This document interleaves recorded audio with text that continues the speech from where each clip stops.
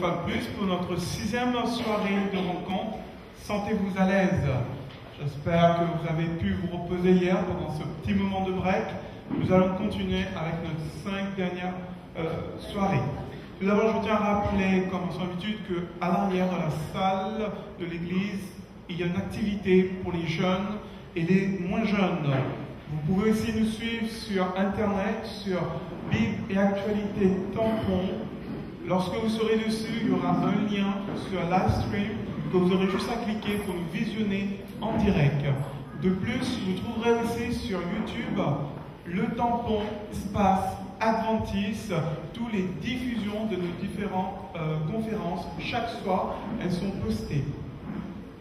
Je rappelle aussi qu'il y aura des hôtesses qui passeront à la fin pour vous remettre des feuilles. Si vous avez des sujets de prière, n'hésitez pas à nous les communiquer.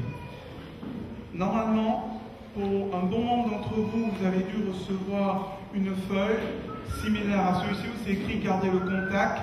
Je vais lire rapidement. Ce document est bien sûr facultatif, mais néanmoins, si vous sentez le désir de recevoir la visite d'un pasteur, nous ferons plaisir de vous visiter. Et si vous désirez que l'on prie pour vous, également, on viendra le faire. Si vous souhaitez recevoir une Bible, à la sortie, éventuellement au niveau des hôtesses de l'accueil, il y a toujours des Bibles qui sont disponibles.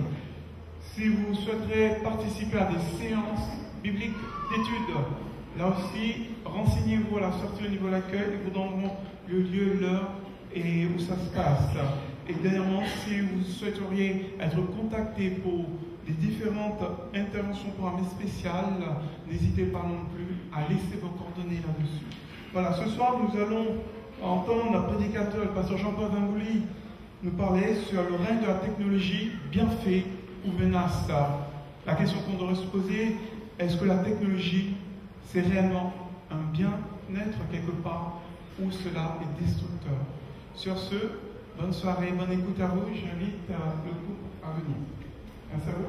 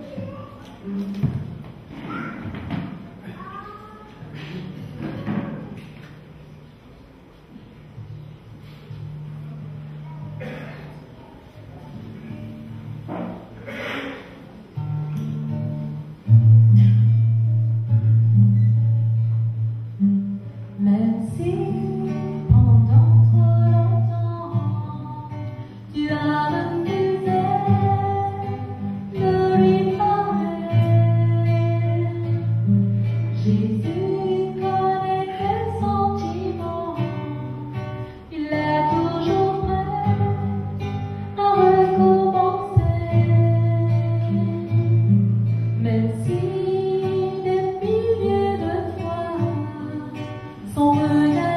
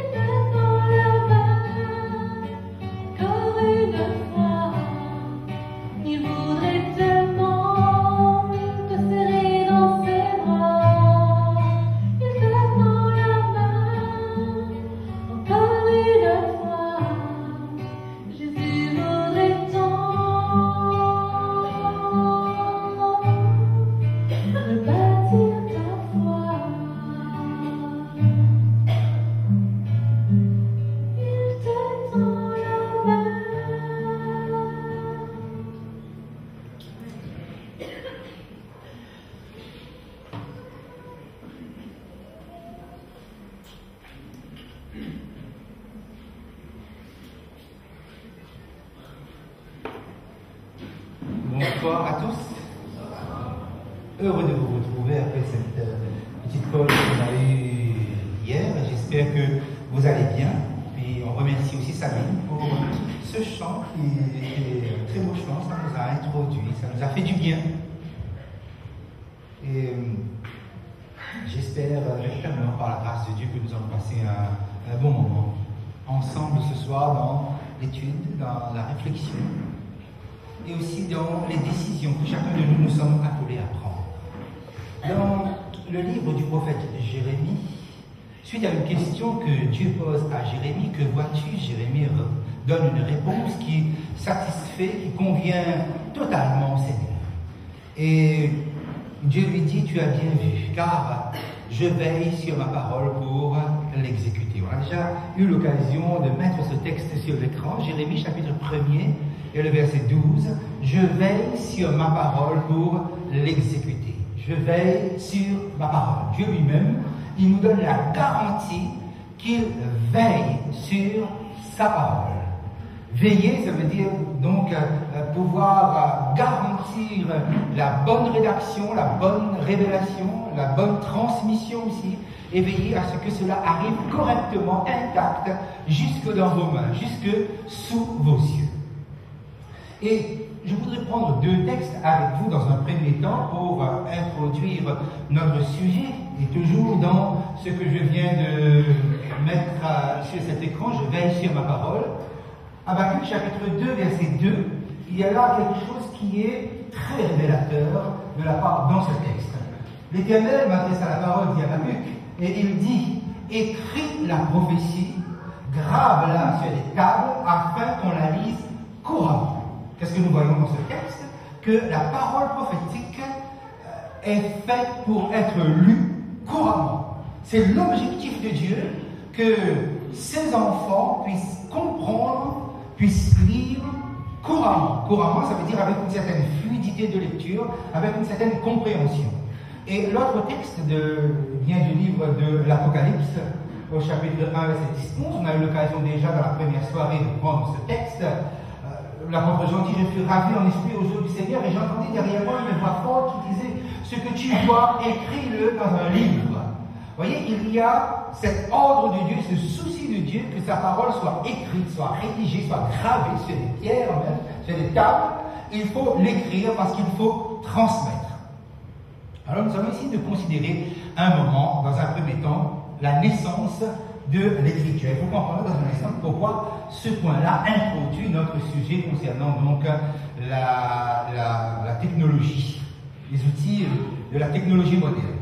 On va essayer de considérer un moment, à quel moment de l'histoire l'écriture est apparue. Voilà, vous avez ici une carte du monde, et pour aller le plus direct, on va dire que l'écriture est née dans cette région que vous avez ici, à Sumer, dans toute la région de Ur, en Chaldée. Et ce sont les Sumériens qui vont inventer l'écriture, dite l'écriture cunéiforme. Et nous sommes aux alentours de 330 avant Jésus-Christ. L'écriture cunéiforme, c'est un style, une forme d'écriture avec des petits points. Mais c'est véritablement une écriture, c'est-à-dire donc qu'on passe d'une représentation pictographique, c'est-à-dire avec des symboles, des formes, à véritablement avec des signes beaucoup plus abstraits.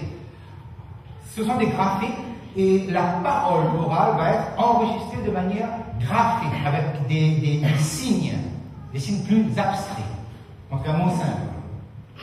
Ensuite, en Égypte, vous voyez ici, ce sera les hiéroglyphes égyptiens Nous sommes vers 3150 avant Jésus-Christ, et c'est un peu après les Sumériens. C'est un autre style d'écriture, c'est l'écriture. Voilà les deux écritures qui vont apparaître. Après, on aura évidemment donc les Mayas du côté de l'Amérique précolombienne, on aura les Chinois, mais tout ça, ça va être beaucoup plus tard. Et voilà les deux civilisations, Sumer et l'Égypte, qui vont être à la pointe de la technologie de leur époque. Nous sommes vraiment dans le haut de l'Antiquité, et ils inventent l'écriture. Voilà, on est prêt à transmettre quelque chose. Autour de 1875 avant Jésus-Christ, Dieu va susciter un patriarche, Abraham, et va demander à Abraham de quitter Ur en Chaldée. Et nous sommes à Sumer. Et il faut savoir que Abraham vient de Ur en Chaldée. Abraham vient d'une nation et d'une région extrêmement à la pointe de la civilisation, à la pointe de la technologie.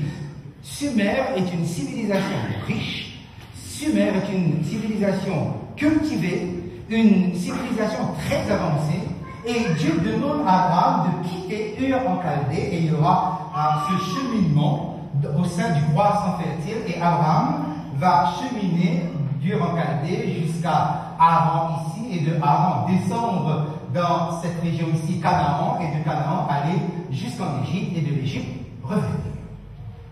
Tout d'abord, il faut corriger quelque chose. Abraham n'est pas cet homme niais, cet homme qu'on a l'habitude de se représenter, un homme qui est tourné, embourré, en ridicule, ou avec un caractère un peu effacé, tandis qu'on voit Sarah, sa femme, avec un caractère plus affirmé. Pas du tout. Abraham est un homme qui discute avec les rois.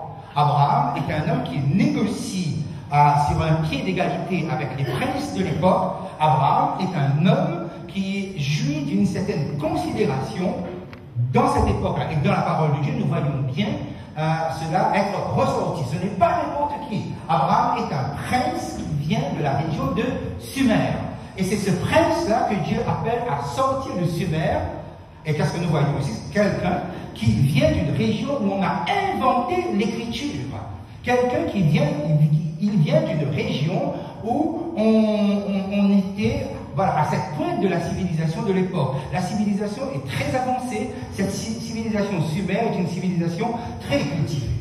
Mais remarquez bien le circuit que vous avez sur ma carte. Il quitte Ur en Chaldée, il passe par Haran, il descend sur Canaan pour aller où?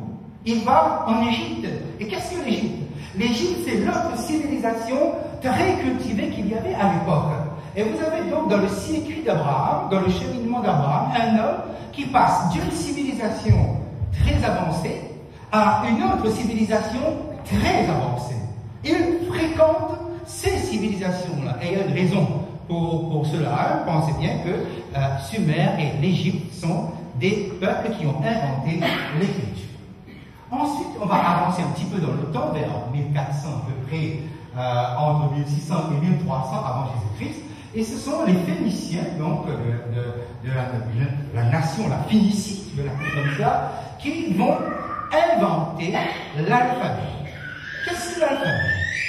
L'alphabet, c'est toujours l'écriture, mais avec une simplification. Autrement dit, on n'aura plus des centaines ou des milliers de signes graphiques, mais on aura à peu près une vingtaine. Voilà, on invente l'alphabet, et de là, après, les Grecs vont récupérer l'alphabet pour eux aussi l'utiliser et transmettre. Très intéressant. C'est la façon dont Dieu fait cheminer son peuple ou ses enfants à ce moment-là. Pourquoi? Parce qu'en 1400, dans cette période-là, peut-être un petit peu après, Dieu suscite un homme. Il ne le suscite pas avant. Il le suscite, il le fait apparaître sur la scène à ce moment-là. Qui est cet homme? Cet homme, c'est Moïse.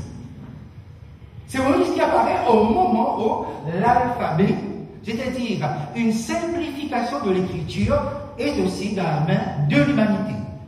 Et comme Moïse se trouve où? En Égypte.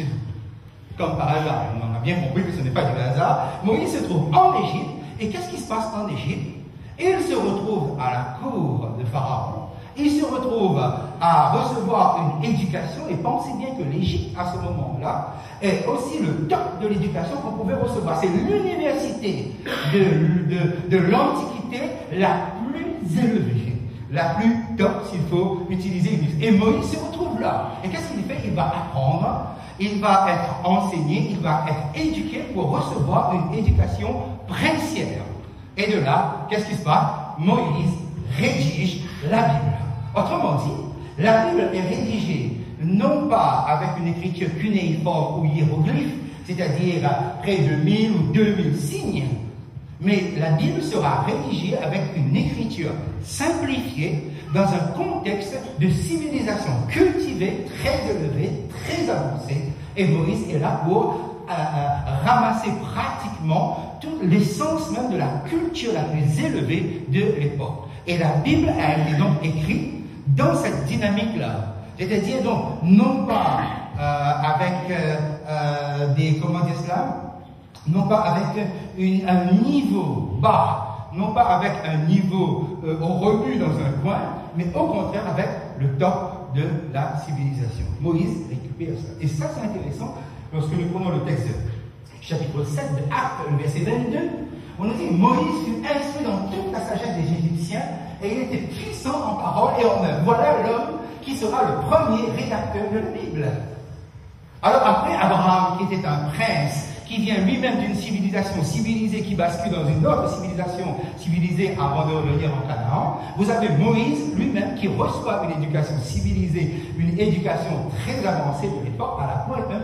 Qu'est-ce que cela nous indique, mes amis? Qu'est-ce que Dieu veut nous faire comprendre à partir de là? Écoutez, Dieu a son heure, et son heure était venue pour rédiger la Bible.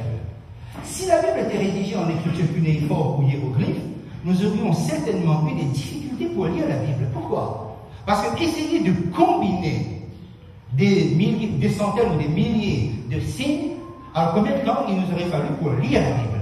Tandis qu'avec une vingtaine de lettres, alors la combinaison est plus facile, la lecture est beaucoup plus courante.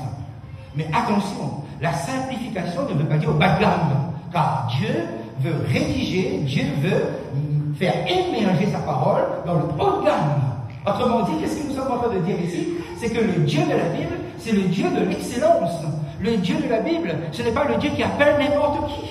Il appelle des princes, il appelle pour écrire sa parole des individus qui ont des têtes, par exemple, là, comme Moïse. Et par la suite, dans le Nouveau Testament, on suppose que c'est Paul, peut-être c'est pas possible, mais en tout cas, Paul a été un écrivain très prolixe du Nouveau Testament. Et qui est Paul?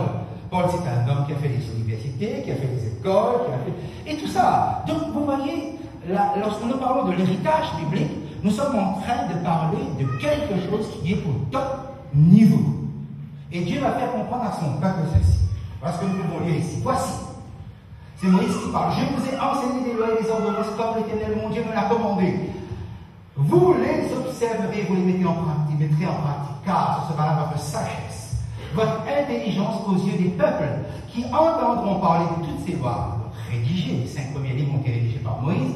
Toutes ces lois et qui diront cette grande nation est un peuple absolument sage et intelligent. Et on voit l'objectif de Dieu, c'est que enfin le fait que Israël, le peuple hébreu, a une parole écrite et que le peuple d'Israël observe ces ordonnances écrites, attire un émerveillement, une admiration. On en arrive à admirer le peuple d'Israël. On dit le peuple est sage, ce peuple est intelligent, car quelle est en effet la grande nation qui est des dieux, aussi proche que l'Éternel est de nous toutes les fois que nous l'invoquons. Autrement dit, donc, ce Dieu qui est révélé là, c'est un Dieu de l'expérience, c'est un Dieu de proximité, c'est un Dieu qui répond aux prières. C'est cela. Alors, je voudrais juste faire souligner quelque chose ici. Quand Dieu dit ça à son peuple, qui est ce peuple? Est-ce que ce peuple-là est une grande nation civilisée? Et Dieu va faire ressortir ce point-là, justement, dans Deutéronome chapitre 7, verset 7.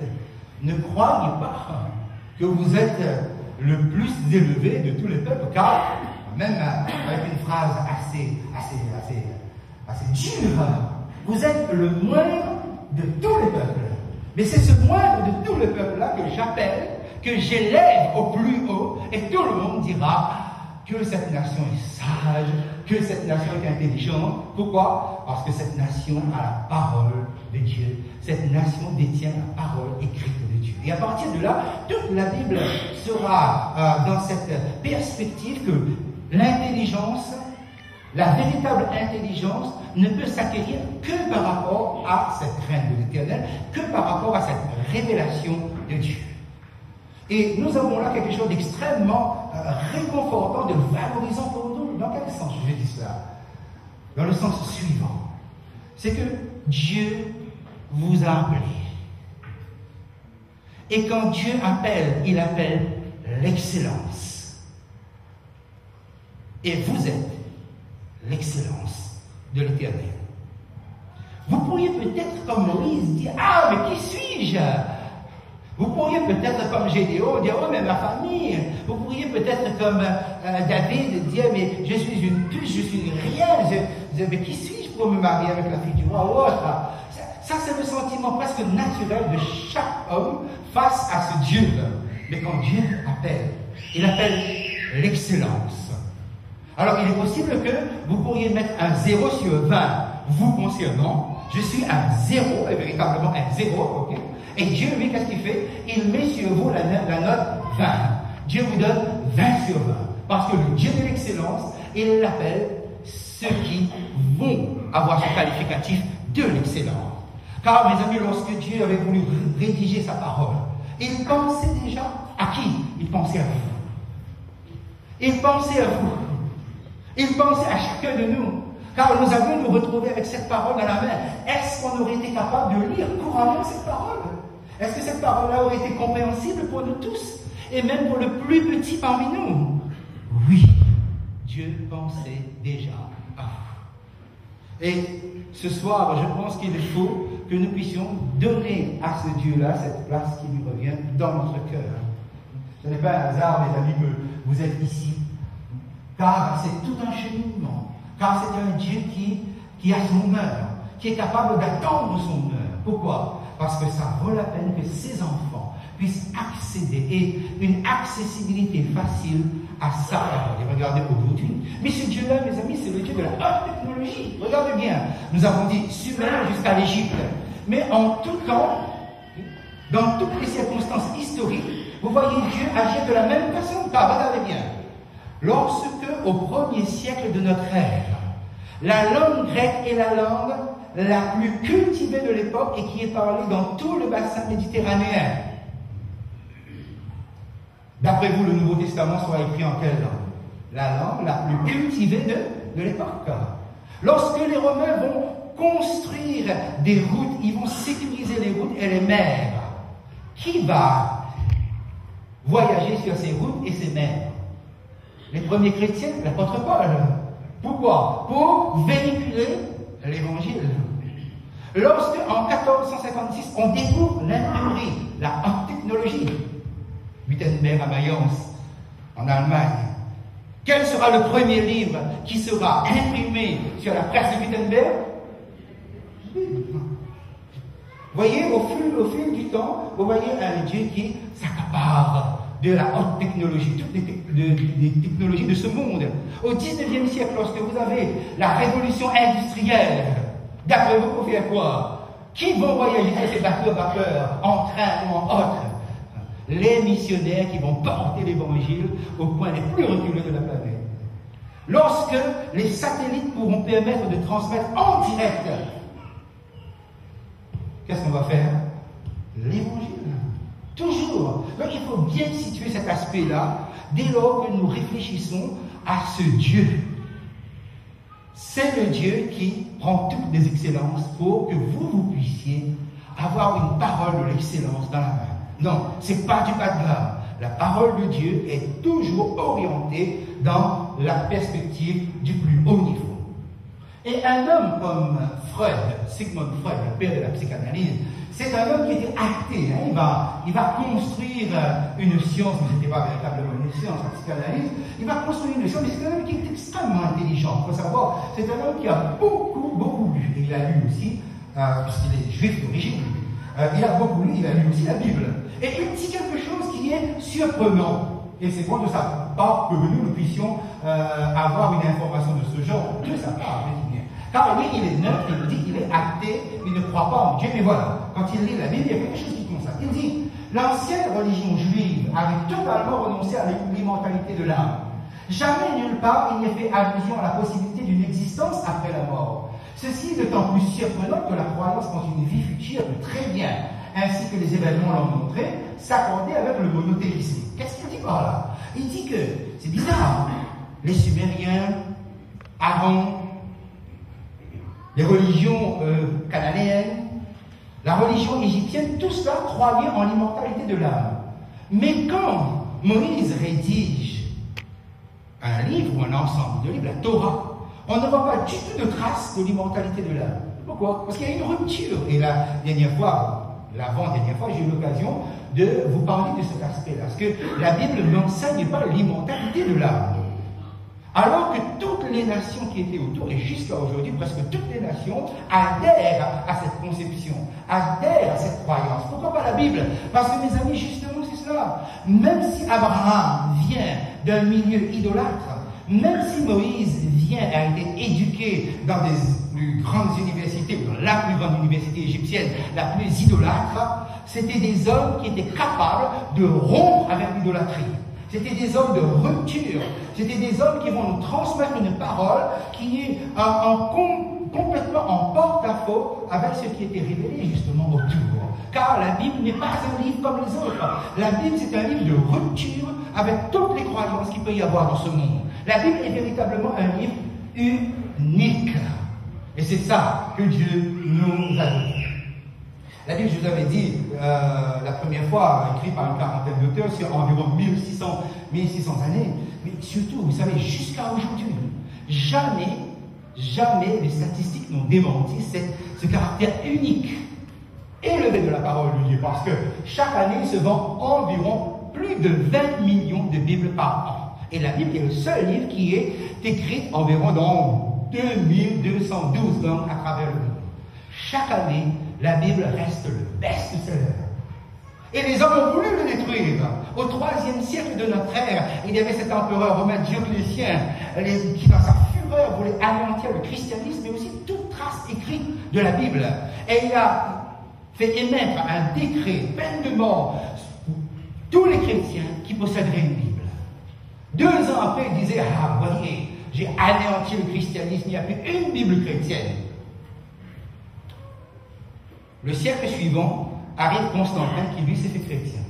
Et il va essayer de récupérer tous les écrits chrétiens qui existent. Et il lance un appel, il donnera une récompense à tous ceux qui lui amèneront ne serait-ce qu'une portion, un morceau d'une Bible. 24 heures après, une 50aine de Bibles arrivent devant lui. Et c'était considérable pour l'époque. On a essayé de détruire. Même Voltaire, vous savez, ce célèbre philosophe qui disait en moins d'un siècle, je vous garantis, on ne parlera plus du tout de la Bible. En moins d'un siècle, on ne parlera plus du tout de la Bible. Dès qu'il est mort, sa maison est devenue la maison de la Bible pendant un siècle. Et c'est de sa maison qu'on a envoyé partout dans le monde des milliers de Bibles. Juste un siècle. Après, aujourd'hui, maintenant, sa maison est devenue un musée. Qu'est-ce que nous avons? Qu'est-ce que Dieu a mis dans nos mains? Dieu a mis dans nos mains un trésor inestimable. Il ne peut pas y avoir de valeur plus élevée que cette parole écrite, que cette parole prophétique. Alors, si cette parole a dit que Jésus reviendra, on ne peut pas nous mentir. Dieu ne peut pas renier son serment. Jésus-Christ reviendra. On va le chanter? Vous voulez bien? Alors, où est mon musicien? Ok. Est-ce que vous vous rappelez?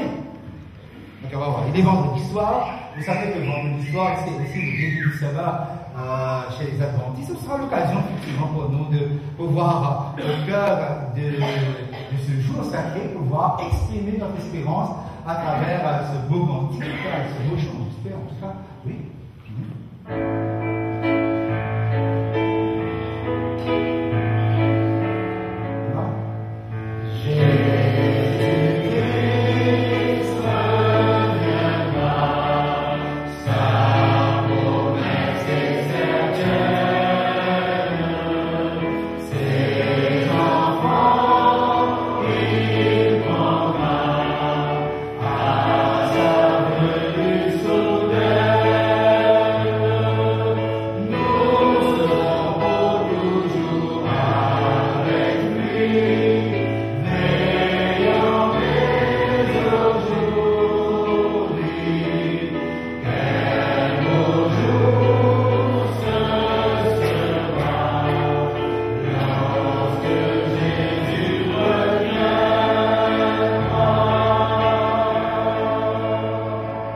Voilà, ça c'était juste pour se mettre un petit peu en voix. Il y en a parmi vous qui n'ont pas chanté. On va le refaire une dernière fois, afin que tous ceux qui n'ont pas chanté, vous puissiez maintenant vous joindre à nous. Ça va, vous avez intégré bien le chant maintenant. C'est le chant de l'espérance. On a la certitude, Jésus va revenir. C'est une parole extrêmement élevée. C'est une parole où Dieu a mis tout en place pour que le top soit le top niveau. C'est cette parole-là qui nous le confirme. C'est une prophétie qu'on peut mettre dans notre cœur et lire, et faire lire d'une manière courante. Amen. Alors, vous chantez plus fort que ça. Il faut qu'on nous entende. On va. Jésus-Christ reviendra, sa promesse est certaine. Ses enfants, il prendra à sa venue soudaine. Nous serons pour toujours avec lui.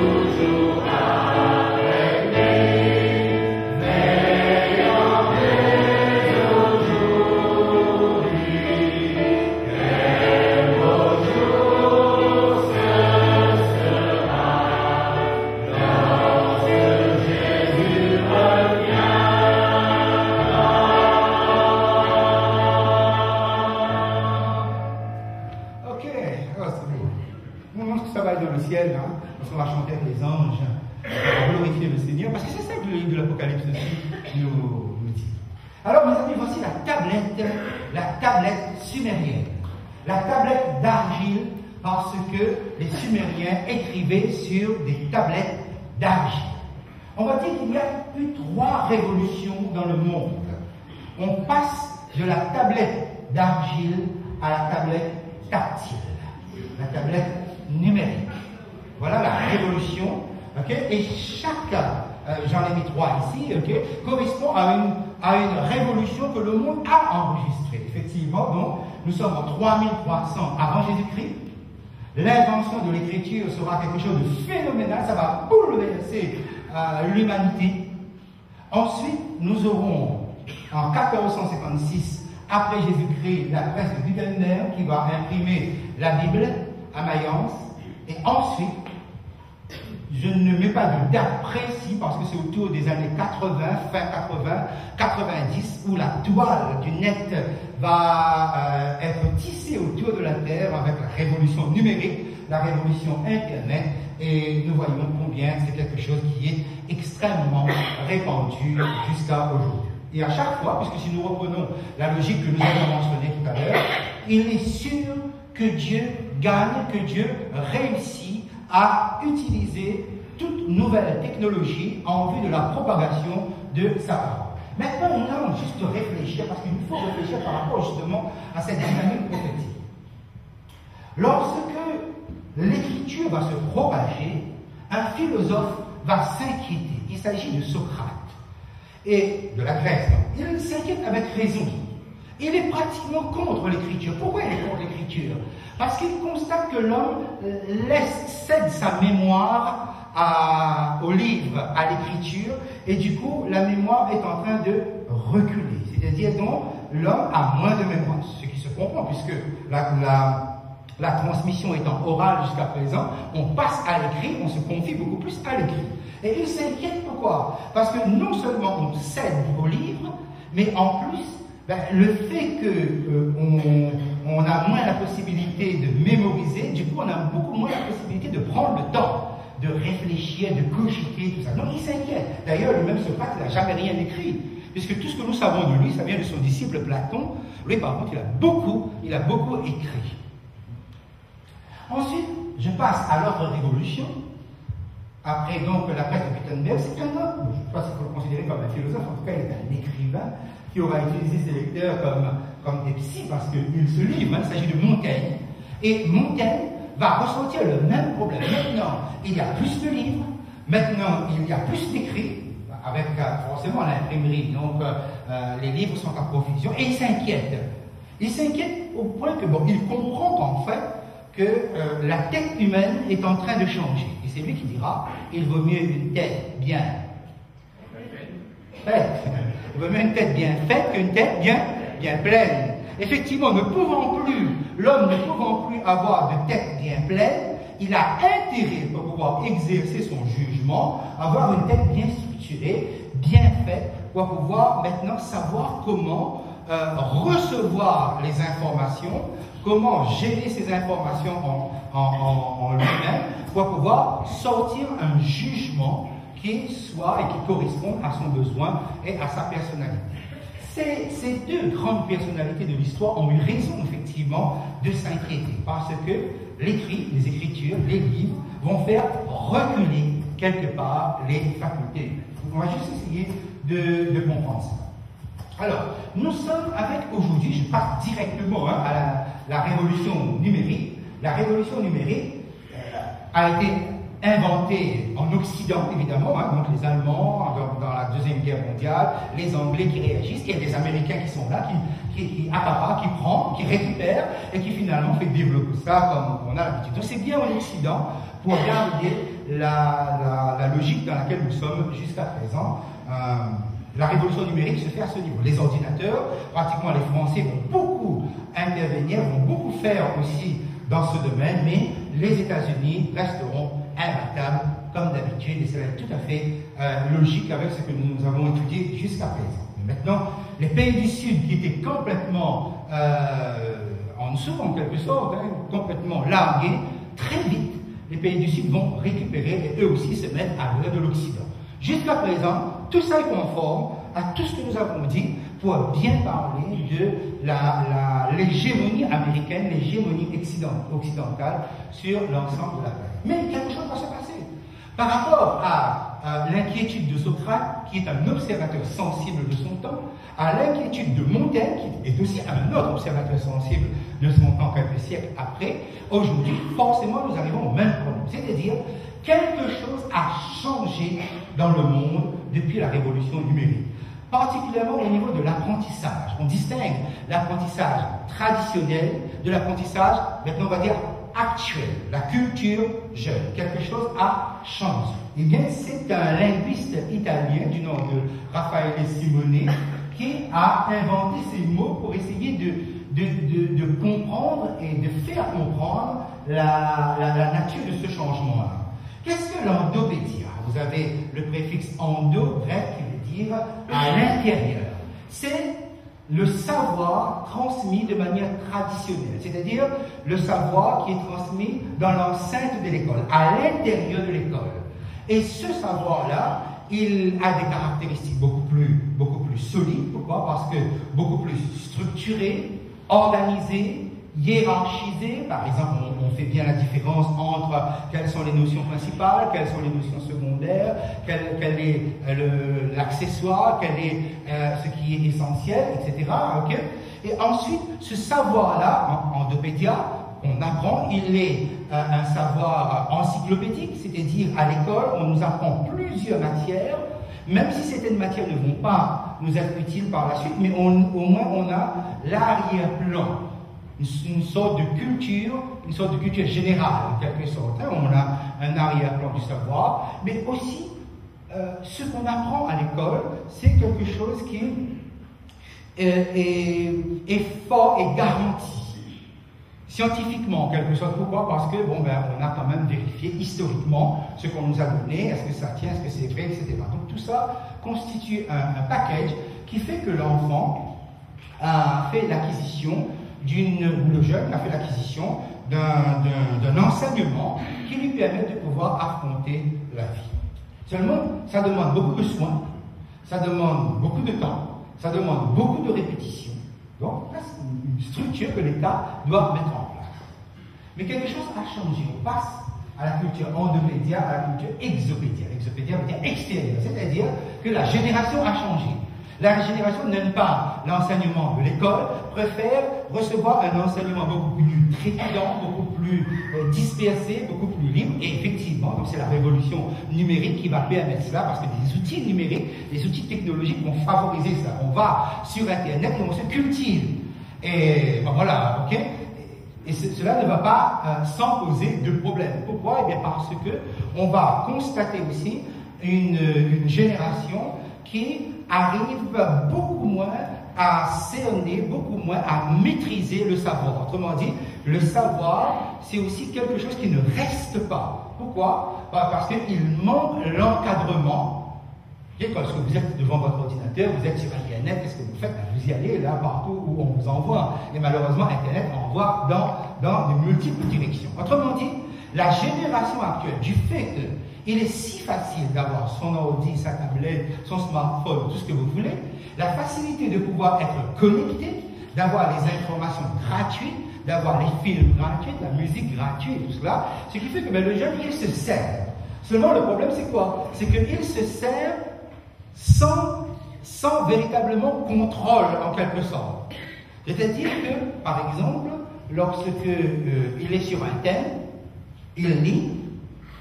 Sur le même thème, il va lire un autre auteur, mais il ne va pas forcément comprendre que l'autre auteur a dit quelque chose de différent sur le même thème. Pourquoi? Parce que les mots se ressemblent.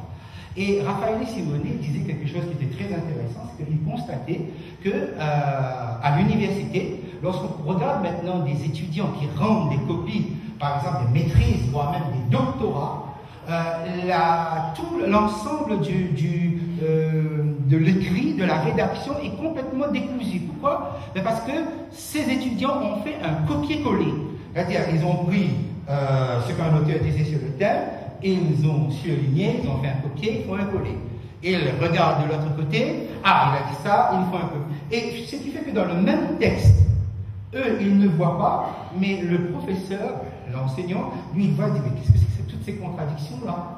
C'est-à-dire que le texte ne tient pas. Autrement dit, vous avez une génération qui, de plus en plus, arrive difficilement à écrire, à ordonner la pensée, à comprendre les contradictions à l'intérieur d'un même texte, et il rend tout ça tout à fait normalement, tout à fait logiquement. Ce qui fait donc qu'il y a un recul quelque part. Okay? Donc, si vous voulez, les inquiétudes qu'on a mentionnées depuis l'Antiquité, vous le retrouvez chaque fois qu'il y a une révolution, de toute façon c'est cela. Seulement la question, c'est que sur Internet, vous avez beaucoup d'écrits, beaucoup de textes sur Internet, beaucoup plus même que des vidéos ou autre chose, mais tout cela arrive en masse en fait.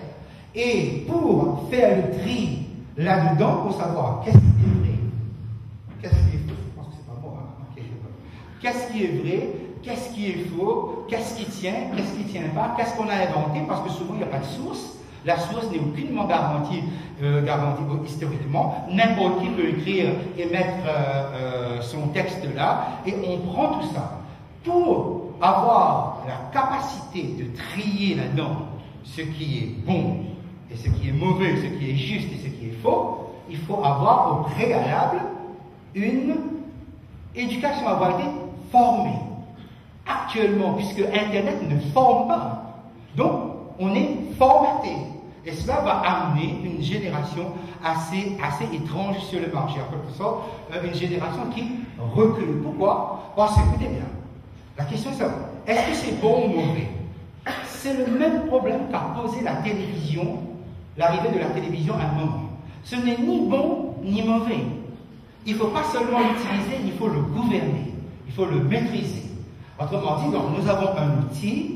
Si vous n'arrivez pas à maîtriser cet outil, il vous dominera. C'est exactement pareil comme pour la télévision.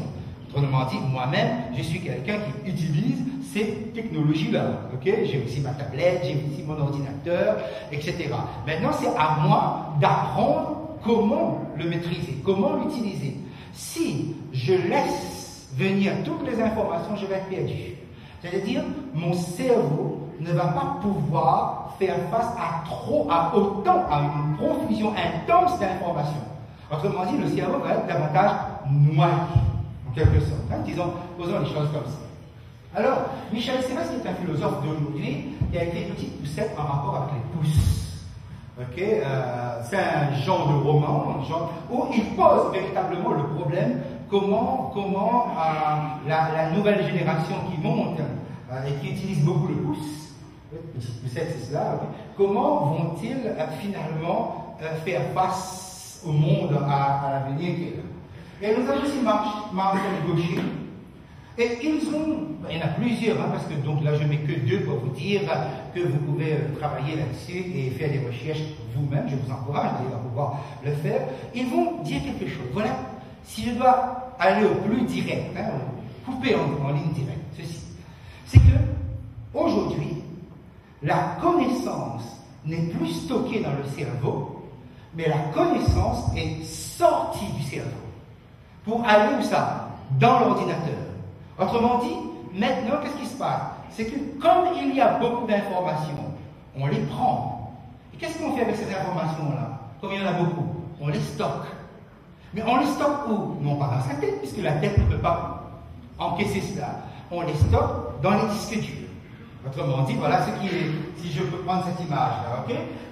Le savoir est sorti de l'esprit d'une toute une génération, ok? Est stocké dans les smartphones, dans les ordinateurs portables ou dans les tablettes. C'est-à-dire, on confie tout à ces prothèses portatives. Je vais l'appeler. C'est comme des prothèses en fait. C'est comme si maintenant on a des prothèses. C'est-à-dire, anciennement, bon, on pouvait dire, voilà, je vais retenir le numéro de téléphone d'un tel. Ok, mais maintenant, non, on va balancer ça dans son smartphone. Ok, quoi que ce soit, si vous voulez, la mémoire humaine n'est plus sollicitée. Parce que tout cela est confié à des prothèses, hein, des prolongements de notre corps, qui vont réceptionner cela. Mais qu'est-ce qui se passe avec le temps? C'est que, donc, forcément, encore plus qu'au temps de Socrate et de Montaigne, si vous voulez, les facultés de la mémoire sont en train de s'amoindrir. Les facultés de notre cerveau sont en train de s'amoindrir. Et cela peut paraître paradoxal, justement, dans un monde où nous voyons les jeunes, voire même les enfants de très bas âge, pouvoir manipuler avec une telle habileté, une telle dextérité ces outils technologiques-là. Vous avez dit, c'est pas possible. Quand on regarde, on a l'impression que l'intelligence a augmenté. Enfin, les chercheurs, ceux qui se penchent sur la question, ceux qui travaillent là-dessus, ils nous disent, c'est tout l'inverse.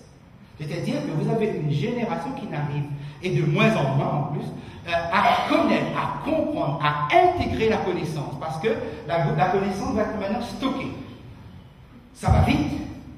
Donc il y a beaucoup. On vous envoie de lien en lien de tous les côtés. C'est ce qui a fait que Nicolas Kerr a écrit un livre à partir de son propre expérience. C'est que, donc posant la question, okay, est-ce que Internet rend bête? À la limite, on aurait dit, est-ce que Internet rend fou quelque part, hein? Mais on comprend ce qu'il veut dire. Parce que de son expérience, il l'a vécu, il s'est retrouvé la tête vide. On va dire la tête vidée, en quelque sorte. C'est-à-dire, voilà ce qu'il dit. Bon, je résume, mais vraiment très rapidement, hein, c'est à cause du temps. C'est ceci. C'est que Internet, quand vous y allez, il vous envoie dans toutes les directions et ne vous laisse pas tranquille. C'est-à-dire qu'en fait, de lien en lien, vous avez envie de savoir, envie de découvrir, envie de stocker. Or, comme vous avez la possibilité de stocker, puisque les capacités de mémoire sont de plus en plus grandes, vous stockez. Mais quand vous stockez, ça ne veut pas dire que vous avez intégré ce que vous avez stocké. C'est la machine qui l'a intégré, pas vous. Et plus vous stockez, moins vous connaissez. Et finalement, qu'est-ce qui se passe? Vous avez comme une personne derrière l'ordinateur qui est envoyée dans toutes les directions. Et il va dans toutes les directions. Il est livré à toutes les informations. Son cerveau n'arrive plus à faire le tri et à porter un jugement véritable. Et tout est ramassé, tout est stocké. Et à force d'être bombardé par les informations comme telles, les informations qui sont contradictoires, le cerveau, l'esprit, le jugement n'arrive plus à faire la part des choses dans tout cela. On voit quelqu'un donc qui est complètement largué, en quelque sorte. Okay? Et une fois, j'avais pris un petit peu cet exemple-là pour comprendre cela. Parce qu'effectivement, lorsque nous voyons un jeune derrière un ordinateur, nous sommes stupéfaits, nous sommes émerveillés, nous sommes bluffés. Je me rappelle lorsque j'étais en Normandie voir mon frère, j'ai ma petite nièce, vraiment toute petite là, je venais des États-Unis avec ma tablette que je venais d'acheter, et je me suis assis dans le sofa, elle est venue s'asseoir à côté de moi, elle a pris la tablette, elle n'avait jamais touché la tablette, elle l'a ouvert, en moins de 30 minutes, elle connaissait la manipulation de cela vraiment. Alors là, incroyable.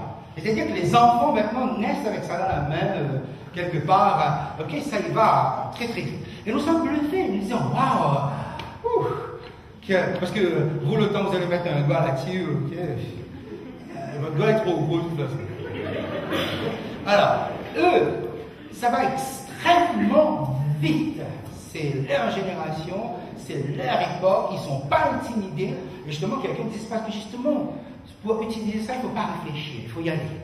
Okay, voilà pourquoi la dextérité, et ça vient très vite, parce qu'en un laps de temps très court, ils essayent un tas de choses.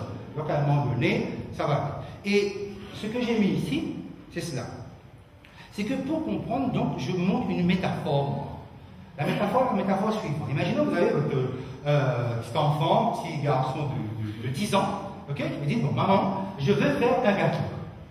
Ok, ben, vous n'avez pas le temps, mais vous voulez quand même bon, qu'il fasse, vous allez le laisser à la maison, vous partez, ben, vous lui donnez des instructions. Ok, vous dites, voilà, ben, la farine est sur l'étagère, les œufs se trouvent dans le poulailler, attention aux poules, okay, le beurre est dans le frigidaire, la levure se trouve en haut dans le placard à droite. Et voilà, vous lui donnez toutes les indications. Attention, le sucre c'est tout à fait en bas, faites attention de ne pas renverser, etc. Voilà, vous lui donnez les instructions. Puis vous parlez, qu'est-ce qui va se passer derrière? Eh bien, il va tâtonner pour trouver les ingrédients qui sont ici.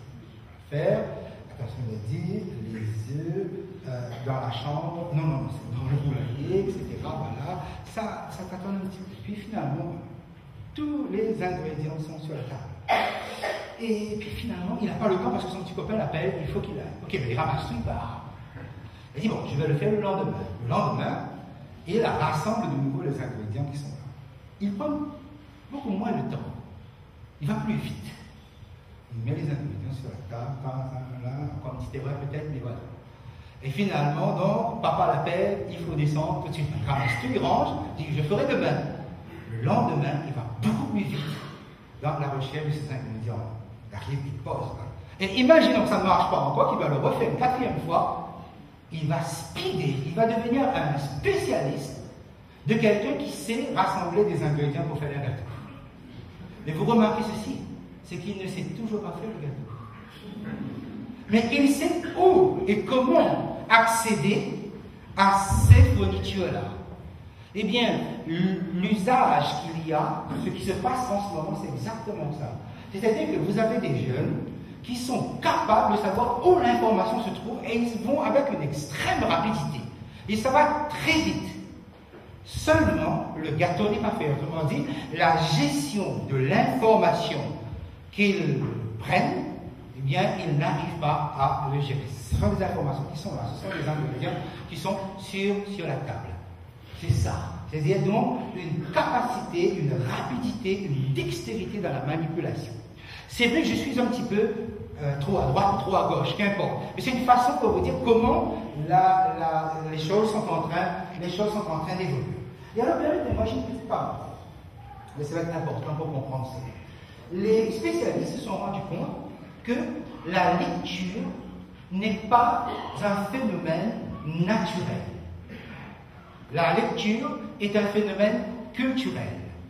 C'est-à-dire qu'il n'y a pas de gène de la lecture. C'est-à-dire dans le patrimoine génétique, le patrimoine génétique humain, il n'y a pas de gène pour la lecture. Comme par exemple, vous avez pour les 5 sens, la vue, l'ouïe, l'odorat, le goûter, le toucher, et il y a même des gènes pour le langage oral. Mais il n'y a pas pour la lecture.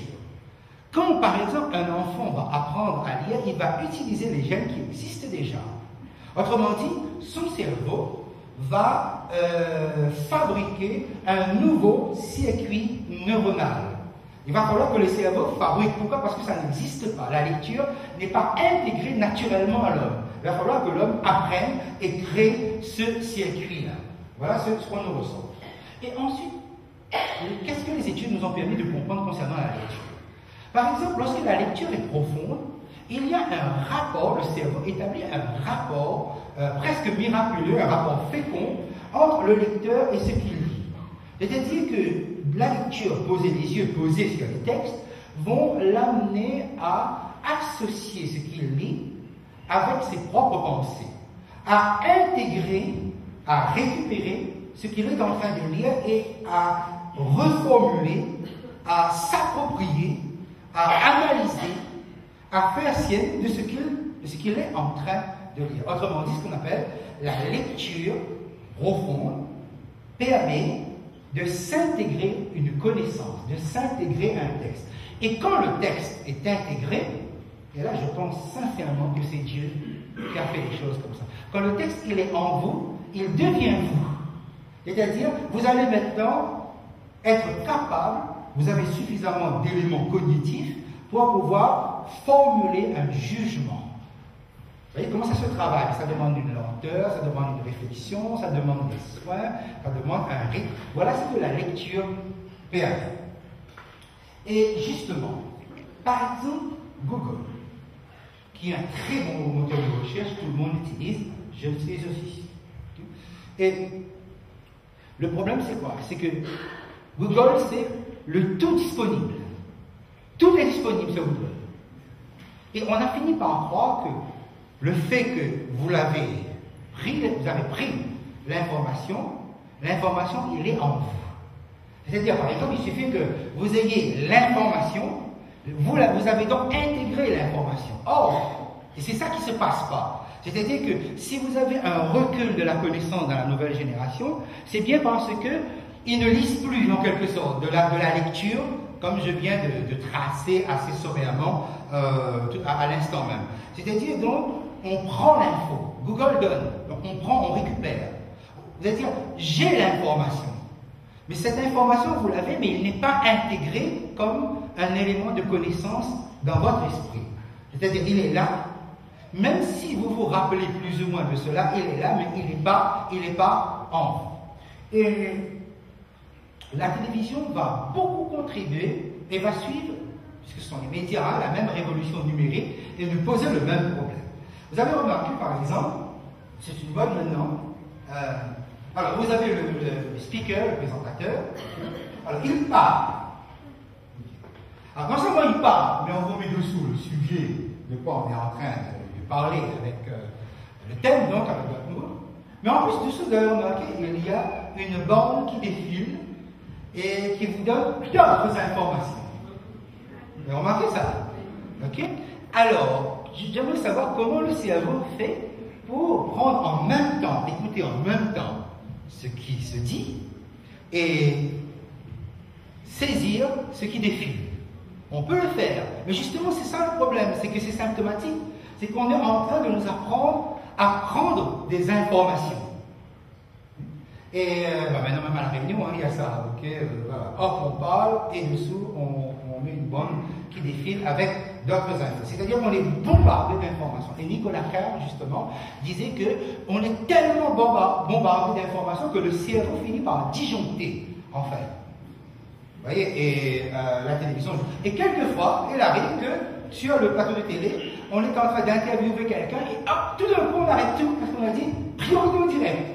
On coupe la personne qui pourtant est en train peut-être de nous dire quelque chose d'intéressant, une analyse, et on va peut-être à l'Assemblée nationale, et là à l'Assemblée nationale, on entend quelqu'un qui nous lâche un truc qu'on connaît depuis longtemps, ok, pas rien, et on revient sur le plateau. Quand on revient sur le plateau, la personne n'est plus là, qui était en train de parler, et là on commente et on commande ce qu'on vient d'entendre de la part de tel ministre, de tel homme politique ou autre. Donc finalement, remarquez bien, notre société a pris le pli symptomatique de ce qu'est devenu Internet dans l'esprit de la nouvelle génération. C'est que nous aussi, nous sommes bombardés à coups d'informations. Essayez d'imaginer un seul instant, hein. Je suis en train de vous parler, vous m'écoutez, et puis la régie envoie une information, on demande à la voiture immatriculée, s'il faut se déplacer parce que quelqu'un doit partir. Okay? Comment vous allez faire pour saisir deux informations? Imaginons qu'il y a une autre annonce qui arrive, donc on demande à un tel de pouvoir téléphoner tout de suite à sa maman parce qu'il y a un problème. Imaginons que tout le temps que je vous parle, il y a des informations qui apparaissent. Est-ce que vous allez pouvoir me suivre? Est-ce que vous allez pouvoir être concentré sur ce que je vous dis? Non, jamais. Parce que le cerveau ne marche pas comme ça. Donc vous voyez, on a créé une dispersion en fait. Et cette dispersion-là va faire, ça j'ai mis un petit schéma ici, il y a deux manières d'agir, deux manières d'être dans l'action. Moi j'ai mis le signe de différence ici. Soit vous agissez à partir d'une connaissance intégrée, ingérée. C'est-à-dire, vous connaissez, c'est assimilé, c'est en vous. Votre action démarre sur la base d'une connaissance. Soit vous agissez à partir d'une information. Une information est une information, c'est-à-dire vous avez entendu. Et il y a donc une grande différence entre les deux. La connaissance, c'est que peut-être même vous savez, vous avez intégré ce qui est bien comme ce qui est mauvais. Mais la connaissance fait que vous allez avoir une capacité de jugement qui vous rend beaucoup plus solide. L'information, c'est une information. Vous savez, mais ça n'est pas en vous. Ça peut disparaître. Alors, qu'est-ce que ça donne comme résultat? Par exemple, si quelqu'un prend l'habitude d'agir à partir de la connaissance, cette personne va accéder à une autonomie de sa personne, c'est-à-dire une individualité propre à elle-même, si c'est une personne propre à elle-même, une différence de personnalité. La personne se construit dans son identité, parce que on agit à partir d'un savoir, c'est-à-dire d'une connaissance intégrée, ingérée. Mais si vous prenez l'habitude d'agir à partir des informations, vous serez dans l'automatisation. Qu'est-ce que l'automatisation? C'est-à-dire, en fait, voilà, vous allez être comme un automate. Autrement dit, je vais essayer de trouver le terme le plus simple. Il y a des stéréotypes de comportement. Puisque vous n'avez pas de connaissances, mais simplement des informations, vous allez agir de la façon dont on va vous pousser à agir. C'est-à-dire, vous allez copier un stéréotype. Et ces stéréotypes-là sont des systèmes de manipulation. C'est-à-dire, on manipule votre esprit. Par exemple, je vais vous donner un exemple rapidement. Vous êtes à New York. Quand vous êtes à New York, vous voyez un jeune arriver, vous êtes pratiquement sûr ce qu'il va faire. Il arrive, tout le temps, il a un sac à dos, casquette, casque. Et quand il s'assoit, il ouvre et il va toujours sortir un smartphone, cellulaire ou quelque chose comme ça. Et ça, c'est exactement, c'est la réplique. C'est-à-dire donc, si vous voulez, des jeunes qui ont été conditionnés à partir de l'information et non pas à partir de la connaissance. Voilà le danger dans lequel nous sommes. Au fond, c'est-à-dire, ce sont des êtres qui sont manipulables. C'est-à-dire, voilà pourquoi aussi, donc, mercredi dernier, j'ai pris aussi un petit temps avec vous pour parler de certains cas de jeunes filles sur Internet que l'islamisme arrive justement à entraîner dans des directions. Pourquoi? Parce que, il suffit simplement de manipuler. Et il faut comprendre cela, c'est que ce n'est pas seulement des jeunes qui sont manipulés, même des adultes qui sont manipulés. Qu'est-ce qu'on leur fait croire précisément? On leur fait croire, regardez, vous êtes sur Internet, donc vous avez gagné du temps. Vous avez gagné du temps parce qu'il y a ce qu'on appelle l'écriture. L'écriture a fait gagner du temps. On est d'accord avec ça. Hein? Si vous allez dans un supermarché et que vous avez une chose à prendre, vous n'avez pas besoin d'écrire. Vous allez, vous prenez. Si vous avez 5 choses à prendre, vous allez commencer peut-être à écrire parce que vous risquez d'oublier. Si vous avez 10 choses à prendre, ou 15 ou 20, vous allez écrire. Imaginons que vous dites, non, moi j'écris pas, je vais mémoriser. Ça veut dire quoi? Ça veut dire que vous allez vous asseoir, vous allez dire, voilà, je n'ai pas oublié ceci, voilà. Ça prend du temps. Donc si vous écrivez, ça va vite. Vous êtes d'accord avec moi? Hein? L'écriture permet d'aller vite. Vous écrivez, hop, vous allez là-bas, vous ressortez votre papier, votre mémoire n'a pas à intervenir, vous achetez, et tout va très vite. Si vous dites, je fais appel à la mémoire, tout ça va prendre du temps. Plus vous allez vite, plus vous avez en quantité, et plus vous avez en quantité, plus il va falloir gérer tout ça en quelque sorte. Hein? Donc voilà. Et si vous essayez de bien saisir l'enjeu dans lequel notre société essaye de nous plonger, quand je parle de cette manipulation, regardez bien, on vous dit, vous avez gagné du temps, vous êtes libre, et vous savez que la manipulation de l'esprit va jusqu'à, et ça c'est quelque chose que les chercheurs même ont pu découvrir, c'est qu'on va profiter pour prendre ce temps libre que vous avez là. Et on va faire quoi? Voilà. Par exemple, dans le cas de l'automatisation, vous avez déjà perdu une partie de la mémoire, de votre mémoire. Votre mémoire ne fonctionne plus maintenant que sur la mémoire mécanique. Donc vous avez donc une génération, et vous n'êtes pas seulement de jeunes maintenant, même d'adultes, qui fonctionnent par la pensée, par la mémoire mécanique. C'est-à-dire que quelque chose a été perdu. Et on fonctionne comme tel. Et du coup, à partir de là, on vous fait croire que, voilà, vous avez du temps libre. Et qu'est-ce qu'on fait avec ce temps libre-là? Dans ce temps libre-là, on va l'occuper avec des programmes. Et si vous êtes sur Internet ou bien si vous êtes devant un poste de télévision, on va occuper ce temps libre-là avec des programmes qui sont complètement abrutissants, en quelque sorte. Et là-dedans, on passe un maximum de publicité. Et remarquez bien, je ne suis pas dans le subliminal. Hein. Je suis ici dans des choses qui se font maintenant complètement, ouvertement, et dans lequel, par exemple, vous allez avoir peut-être une femme au foyer, par exemple, mais pas forcément, hein, puisque donc on peut travailler et avoir à s'occuper beaucoup, qui va vous dire, oh là là, je suis pris, je suis occupé, je n'ai le temps de ne rien faire. Ok? Vous avez déjà entendu cela. Mais pourtant, la personne passe beaucoup de temps devant les télénovelas, devant les téléréalités, devant toutes ces choses-là, ok? Et la personne, à la fin, a vraiment, véritablement l'impression que, oh là là, ma journée, je n'ai le temps de rien faire. Autant, regardez bien. Il y a des entreprises de divertissement qui sont entrées dans cette affaire. Vous voyez, ce qui est facile à déceler pour une femme dans sa vie domestique au foyer, c'est la même chose avec les jeunes sur Internet. C'est que il y a des entreprises de divertissement qui s'occupent d'eux, qui s'occupent justement de les distraire, qui s'occupent justement de les formater. Pourquoi? Parce que tout un pan de la personnalité est complètement laissé à vide. Et ils occupent ça par des divertissements. Voilà pourquoi la musique, les films, tout ce que vous voulez, il faut se dire que c'est une génération avec une grande consommation de ces choses qui sont là.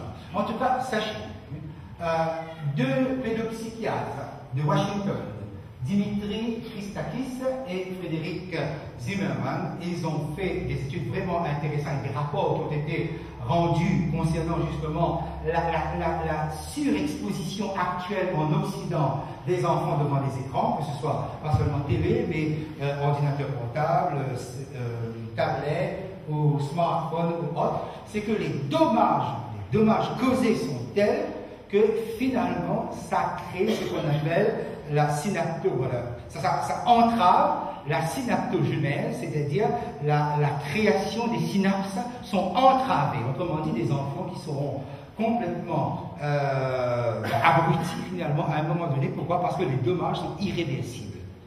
Okay, donc on tire la sonnette d'alarme pour dire attention, il y a une surexposition, que ces jeunes-là n'ont plus le temps d'être véritablement formés, éduqués dans la connaissance. Ça, c'est l'avertissement, quelque chose, la sonnette d'alarme, on dira, qui est tirée afin que nous, vous, parents, et vous, jeunes qui m'écoutez, que vous fassiez extrêmement attention.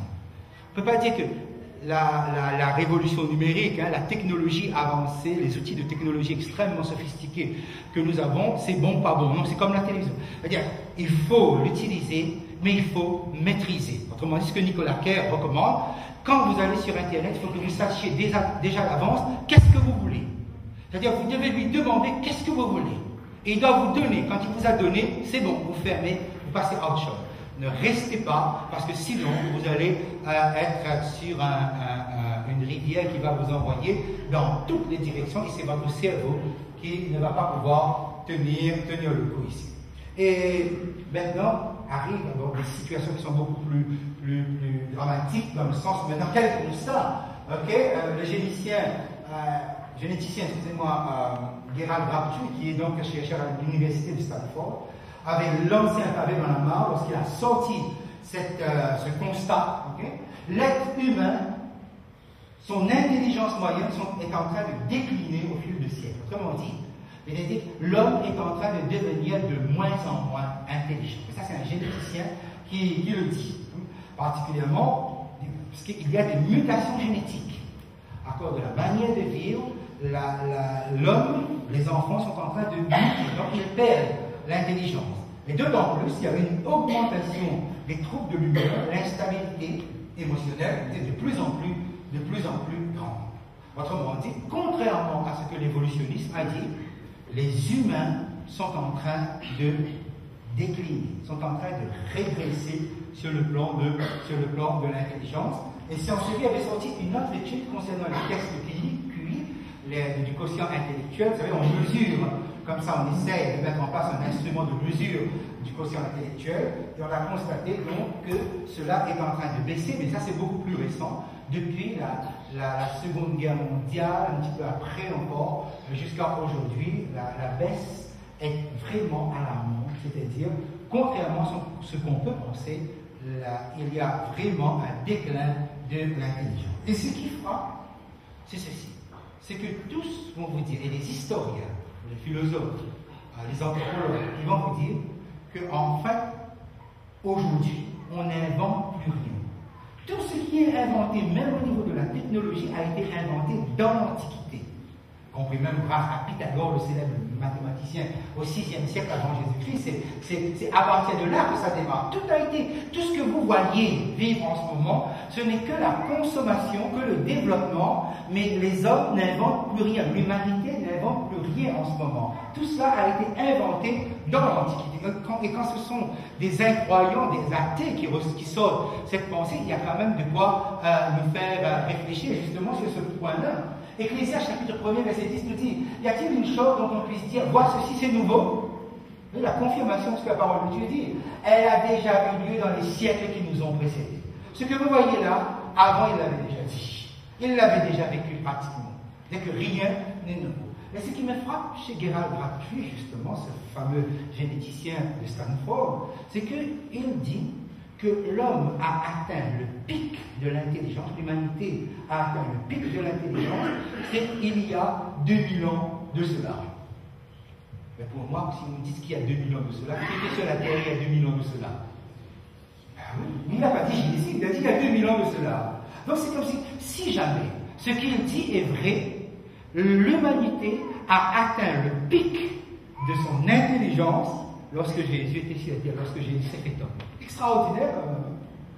Okay, donc, je souhaite qu'ils ne se trompent pas, parce que bon, ils ont fait des calculs, ils ont fait tout un ensemble de schémas, justement, pour arriver à cet aspect-là. Et on comprend alors, mes amis, on comprend, regardez bien l'ordre que Dieu donne dans Isaïe 34, le verset 16. Consultez le livre de l'Éternel et lisez. Consultez le livre de l'Éternel. Pourquoi? Parce que c'est le livre de l'excellence. C'est le livre pour l'intelligence même. On ne peut pas concevoir l'intelligence sans la parole de Dieu. Pour Dieu, ce n'est pas possible. Sa parole est vraiment la source de la construction de l'identité de chaque personne. Lire, acquérir, méditer, s'approprier de cela, c'est quelque chose d'extraordinaire. Et je vous ai terminé sur cette pensée. Dans le livre de l'Apocalypse, vous vous rappelez, je vous ai dit, ça va de la section de la première venue de Jésus jusqu'à son retour. Et l'histoire, Dieu l'a découpée en 7 parties. Et il y a 7 trompettes, les chapitres 8 et 9 du livre de l'Apocalypse. Et dans la suite de cette révélation, après la fin des trompettes, vous avez à un moment donné ce qu'on appelle les 7 fléaux qui sont déversés sur la terre. Les 7 trompettes sont 7 avertissements que Dieu envoie à l'humanité. Les 7 fléaux, ce sont 7 interventions, une intervention directe de Dieu qui déverse sur terre directement le châtiment. Le châtiment vient de Dieu. Pour comprendre la différence qu'il y a entre les trompettes et les fléaux. Les trompettes sont sonnées dans le temps de la grâce pour nous avertir. Les fléaux, c'est trop tard. Si vous n'êtes pas protégé par une protection divine particulière, par ce qu'on appelle le scellement de l'Apocalypse, vous allez subir les 7 fléaux. Mais remarquez bien, qui subit ces fléaux? D'abord, il faut comprendre ceci. Les trompettes, ce sont des jugements. Les fléaux, ce sont aussi des jugements. Mais les trompettes sont des jugements partiels, tandis que les fléaux sont des jugements définitifs. Tout au long de l'histoire, depuis l'ascension de Jésus jusqu'à son retour, le monde connaît des jugements partiels. C'est quoi des jugements partiels? Ce sont des jugements qui sont immanents. Immanent, ça veut dire quoi? Ça veut dire que si vous faites quelque chose de mal, vous allez subir la conséquence du mal que vous faites. Donc, vous subissez le jugement de votre inconséquence. Imaginons que je mange, pas moi, ce soir j'ai faim, je mange 5 kilos de crêpes avec 2 bocaux de confiture. Comment je serai demain? Est-ce que demain soir je pourrai être ici à vous parler de des choses? C'est fini, ok? C'est-à-dire donc je subis la conséquence d'une mauvaise action de ma part. Le jugement, il est immanent. Si vous voulez, quand on regarde les signes des temps, quand on regarde l'état de la planète, on va dire qu'actuellement, la planète subit le jugement partiel. Dans quel sens? C'est que si les hommes agissent mal, Dieu n'intervient pas pour arrêter la conséquence. On va subir la conséquence. S'il y a une catastrophe nucléaire due à l'homme, tous les hommes vont subir la conséquence de l'irradiation due à cela. C'est-à-dire donc, le jugement est immanent. Tandis que lors des fléaux, le jugement est transcendant. Transcendant, ça veut dire quoi? Ça veut dire que Dieu va directement lui-même faire descendre le jugement, le châtiment du ciel vers la terre. Vous connaissez un exemple dans l'Ancien Testament? G, ou encore Sodome et Gomorrhe. Voilà, ok, le jugement est transcendant. On nous dit, c'est ce qui va arriver à la fin. Mais regardez bien les personnes qui vont subir le jugement définitif de Dieu. Je reviens. Le temps de grâce est terminé. Comment on a vécu? Qu'est-ce qu'on a fait dans ce temps de grâce-là? Est-ce qu'on a entendu l'avertissement ou on a continué à vivre comme si les avertissements de Dieu dans sa parole, etc., ça ne compte? Qu'est-ce qui va se passer? Sur qui va tomber ces 7 fléaux? Quand vous regardez les fléaux, verset 8, le 4e versa coupe sur le soleil et lui fut donné de brûler les hommes par le feu. Les hommes furent brûlés par une grande chaleur et ils blasphémèrent le nom de Dieu, qui a l'autorité sur ces fléaux. Le 5e versa sa coupe sur le trône de la bête et son royaume fut couvert de ténèbres. Les hommes se mordaient la langue de douleur. Ils blasphémèrent le Dieu du ciel à cause de leur douleur et de leurs ulcères. Et une grosse grêle dont les ballons pesaient 1 talent, ou 30 kilos, tomba du ciel sur les hommes, et les hommes blasphémèrent Dieu à cause du fléau de la grêle, parce que ce fléau était très grand. Qu'est-ce que vous constatez sur l'évolution humaine? Comment l'homme a évolué? À la fin, nous retrouvons concentré l'essence de ce que l'homme est devenu par rapport à dans sa connaissance envers Dieu. Remarquez bien. Ici, il blasphème le nom de Dieu. Le nom de Dieu, c'est Dieu tel qu'il s'est révélé à l'homme. C'est Dieu tel qu'il a fait une alliance avec l'homme. Lorsque Moïse dit, mais s'il me demande ton nom, qu'est-ce que je réponds? Voilà, c'est le Dieu qui s'est rapproché, le Dieu de l'alliance, le Dieu qui s'est fait connaître. C'est comme si quelque part ici, ils blasphèment quelque chose qu'ils connaissent. Mais les mêmes personnes, vous voyez ici, ils blasphémèrent le Dieu du ciel. Le Dieu du ciel, c'est une expression particulièrement des païens, pour qui Dieu est éloigné, pour qui Dieu n'est pas proche. C'est un Dieu qui reste au ciel. La terre est pour nous, le ciel est pour Dieu. Qu'il reste là-bas. Ok? On n'a pas besoin qu'il s'occupe de nos affaires ici. Comme si quelque part, ce Dieu qu'on connaissait, dont on connaissait le nom c'est le caractère, cette fois-ci, ce Dieu, la connaissance de ce Dieu s'éloigne. Alors que c'est précis, ça devient plus flou. Et regardez après, quand ils vont mourir, et les hommes blasphémèrent Dieu, c'est Dieu tout simplement, sans rien d'autre, comme si tout ce qu'ils connaissent, tout ce qui leur reste de Dieu maintenant, c'est Dieu. Une notion, c'est vide, il n'y a plus rien. Alors les fléaux nous indiquent quoi? C'est que comment l'homme va évoluer au fur et à mesure qu'on va se rapprocher de la fin. C'est que les hommes vont perdre la connaissance de Dieu. Ce qu'ils ont connu de Dieu dans le temps de grâce va pratiquement disparaître.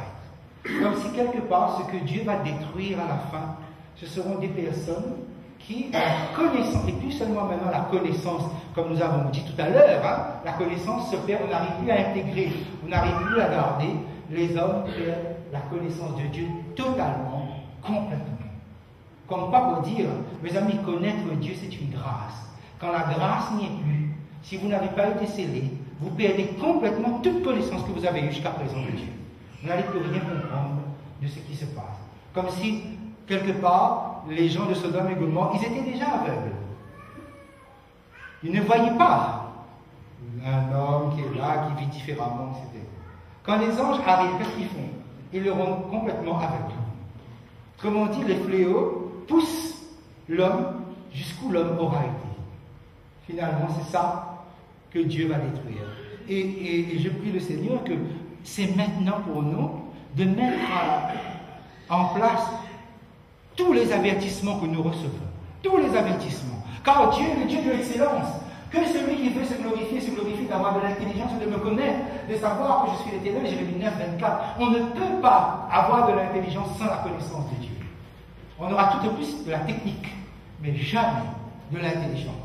Voilà pourquoi, et regardez bien, puisque la lecture n'est pas un phénomène naturel, mais un phénomène culturel, la lecture sera appelée un jour à certainement disparaître. Après ces jours-là, dit le Seigneur, je mettrai mes lois dans leur esprit, je les écrirai. Où ça? Dans le cœur. Et je serai leur Dieu, ils seront mon peuple. Aucun n'enseignera plus son concitoyen, ni aucun son frère, en disant, connais le Seigneur, parce que tous me connaîtront, depuis le plus petit jusqu'au plus grand. Ça veut dire quoi? Ça veut dire tout ce qu'on a acquis au niveau de la connaissance de Dieu, maintenant c'est écrit en nous, dans notre esprit et dans notre cœur. Si tu as besoin de lire, c'est écrit en nous, c'est intégré totalement. C'est une connaissance où plus personne ne dira connais le Seigneur parce que tous me connaissent. Et ça c'est extraordinaire, mes amis. Et je prie le Seigneur, c'est que tout ce qui peut être une bénédiction soit véritablement utilisé pour vous faire grandir spirituellement. Et la technologie avancée, les outils technologiques scientifiques de notre époque, c'est pour nous aider à avancer. Mais jamais nous devons devenir esclaves de quoi que ce soit. Okay? Personne ne doit être votre maître. Internet ne doit pas vous maîtriser. Vous gagnez. Dieu est votre maître. Internet ou les outils technologiques comme l'ordinateur ou tout ça, c'est pour m'aider à transmettre cela. Je termine. Une fois, j'étais en train de prêcher et je voyais quelqu'un, un jeune, en train de taper sans cesse sur son smartphone. Ça me dérangeait quand même. Je dis, quand même. On voit qu'il envoyait des SMS. Et après, à la sortie, il a dû voir que j'étais gêné. Il m'a montré. Il m'a dit, tu as vu, pasteur, le nombre de SMS que j'ai envoyés et que j'ai reçus? Parce qu'à chaque fois que vous étiez en train de dire une pensée importante dans la parole de Dieu, j'ai envoyé ça à un ami. Et il me répondait. Oh, gloire à Dieu. Vous que tous les jeunes sont comme ça. À envoyer des SMS alors pendant que je prêche. Ok? Voilà. Et je peux vous dire combien ça peut devenir un instrument extraordinaire d'évangélisation et de témoignage. Que Dieu nous bénisse, mes amis. Et je vous donne rendez-vous demain soir par sa grâce. Et je vous invite à prier avec moi pour demander à Dieu la sagesse, l'intelligence dans l'usage de tout ce qui nous environne, tout ce qui peut être une bénédiction pour nous. Nous allons incliner la tête et nous allons commencer. Éternel notre Dieu, notre Père, je voudrais te prier pour te remercier pour ce moment que tu nous as permis de passer dans la réflexion. Et comme nous sommes, Seigneur, en train d'étudier ce qui nous entoure, les thèmes d'actualité, à chaque fois, Seigneur, nous avons voulu comprendre le temps dans lequel nous sommes, à partir des avertissements aussi que tu nous donnes. Et nous avons voulu réfléchir à travers ta parole, à travers aussi les études, les travaux qui sont faits des hommes, même s'ils sont athées, mais qui ont voulu honnêtement rendre un rapport comme tel. Et ce soir, nous prenons tout cela, Seigneur, comme des avertissements. Devons-nous veiller davantage sur notre prochain? Devons-nous veiller davantage sur nos enfants, sur nos parents, sur nous-mêmes? Nous te prions, Seigneur, de nous accorder cette sagesse et particulièrement de nous accorder la capacité de pouvoir connaître davantage qui tu es. Et que cette connaissance ne sorte pas de notre cœur et de notre esprit. Afin, Seigneur, que cette connaissance intégrée nous pousse à agir afin que nous devenions nous-mêmes. Que nous puissions construire notre personnalité véritablement comme toi, tu veux que nous soyons à l'image de Jésus-Christ. Bénis-nous, Seigneur, et accompagne-nous au nom de Jésus, notre bien-aimé Sauveur, en qui nous t'en prions. Amen. Bon, de vous laisser partir, nous allons entendre un petit chant par deux jeunes qui vont nous interpréter un duo. Puisque c'est vendredi soir, nous sommes le week-end, prenons ce petit temps-là d'intégrer ce petit chant avant que nous puissions partir.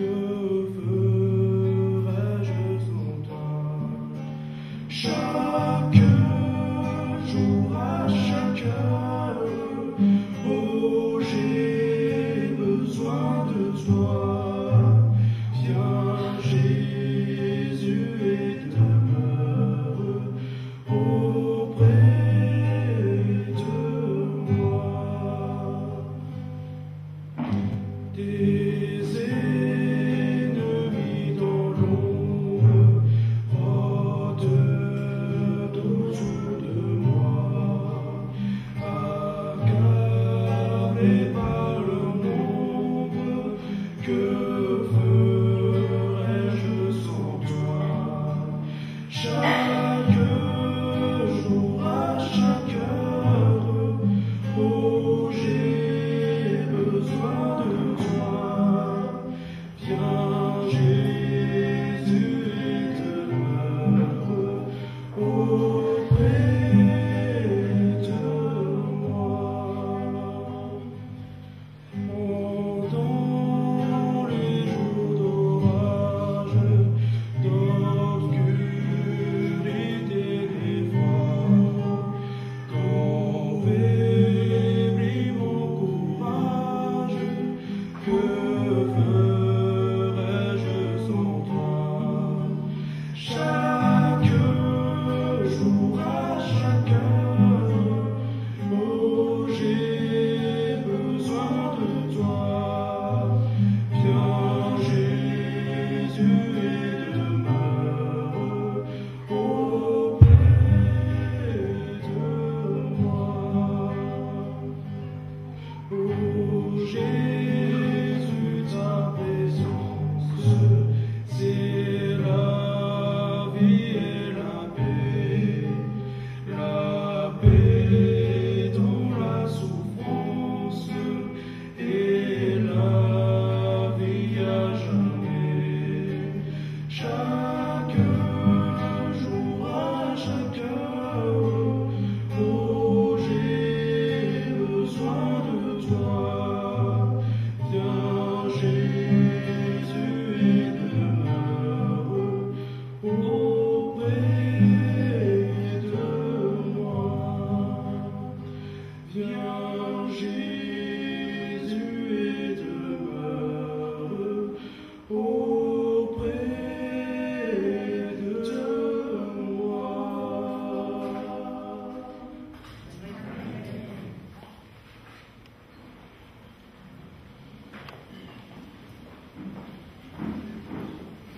Mesdames et messieurs, voilà, juste quelques informations pratiques. Je vous rappelle qu'il y a un service de transport qui est disponible. Merci de contacter l'accueil si vous avez un souci de locomotion. Je tiens aussi à vous rappeler qu'il y a une fiche de présence pour tous les invités. Merci de vous manifester devant l'accueil. Qui sait, à la fin, il y aura peut-être une surprise. À bon entendeur, salut. On se donne rendez-vous ici demain soir à 18h45 pour un moment de louange et puis pour écouter une planète en colère. Sur ce, bonne soirée et bonne rentrée, que Dieu bénisse. Au revoir.